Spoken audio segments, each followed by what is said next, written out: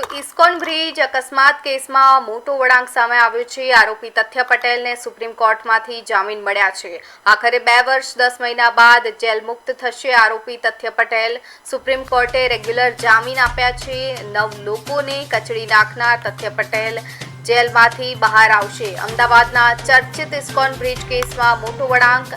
Jaguar અકસ્માત કેસમાં આરોપીને સુપ્રીમ કોર્ટની રાહત મળી છે। ઇસ્કોન બ્રિજ કેસના આરોપી તથ્ય પટેલને સુપ્રીમ કોર્ટથી જામીન મળ્યા છે। અમદાવાદના હિટ એન્ડ રન કેસમાં આરોપીને રેગ્યુલર બેલ મંજૂર થઈ છે।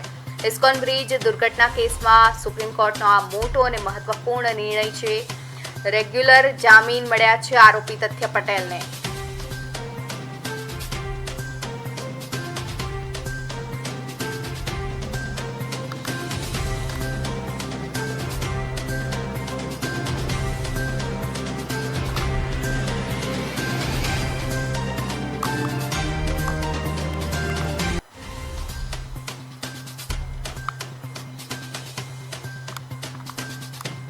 તો અમદાવાદના ચર્ચિત કેસમાં મોટો વળાંક સામે આવ્યો છે। જેગ્યુઆર અકસ્માત કેસમાં આરોપીને સુપ્રીમ કોર્ટની રાહત મળી છે। ઇસ્કોન બ્રિજ કેસના આરોપી તથ્ય પટેલને જામીન મળ્યા છે।